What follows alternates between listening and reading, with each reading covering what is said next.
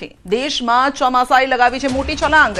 છેક લદ્દાખ સુધી પહોંચી ગયું છે ચોમાસું. ગુજરાતમાં 7 દિવસે પણ ચોમાસું સ્થિર છે. ગુજરાતમાં હજુ આગળ નથી વધ્યું ચોમાસું. ઉત્તરાખંડ, હિમાચલ પ્રદેશમાં ચોમાસાનું આગમન. અડધા મધ્યપ્રદેશમાં ચોમાસાનું આગમન થયું છે. તો મધ્યપ્રદેશમાં ચોમાસું બેસી ગયું છે અને ઉત્તરાખંડ, હિમાચલ પ્રદેશમાં પણ ચોમાસાનું આગમન થઈ ગયું છે.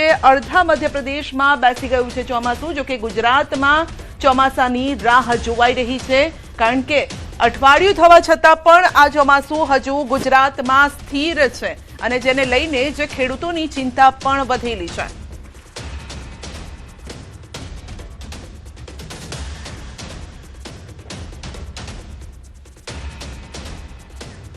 તો દેશમાં ચોમાસું આગળ વધ્યું છે, પરંતુ ગુજરાતમાં ક્યારે આગળ વધશે તેને લઈને ચિંતા વધેલી છે. આપ જોઈ શકો છો કે ગુજરાતમાં ચોમાસું આવ્યું લગભગ 15 જૂનની આસપાસ આવી જતું હોય છે, પરંતુ આ વખતે 20 જૂન પછી આ ચોમાસું આવ્યું છે. એટલે લગભગ 25 જૂનની આસપાસ આ ચોમાસું આવ્યું છે, પરંતુ ત્યારબાદ આ ચોમાસું જે છે તે સ્થિર થયેલું છે ને હજુ આગળ નથી વધી રહ્યું. જ્યારે કે જોઈએ તો અડધા મધ્યપ્રદેશમાં ચોમાસું આવી ગયું છે અને ઉત્તર પૂર્વીય રાજ્યો સુધી આ ચોમાસું પહોંચી ગયું છે, પરંતુ આ હજી જે ભાગ જોવા મળી રહ્યો છે, સફેદ રંગ જ્યાં જોવા મળી રહ્યો છે, ત્યાં હજુ ચોમાસું નથી આવ્યું અને જેને લઈને ચિંતા વધેલી છે. એ પછી ગુજરાત હોય, રાજસ્થાન હોય, દિલ્હી, પંજાબનો કેટલોક એરિયા હોય, આ સાથે જમ્મુ કાશ્મીરનો પણ એરિયા છે. એટલે દેશમાં આમ ચોમાસું આગળ વધી રહ્યું છે, પરંતુ જે પશ્ચિમ વિસ્તારની ઉપરના જે વિસ્તાર છે ત્યાં હજુ ચોમાસું નથી પહોંચ્યું અને તેને લઈને જ ચિંતા વધેલી છે. ખેડૂતોની ચિંતા વધેલી છે અને સામાન્ય લોકોની પણ ચિંતા વધેલી છે.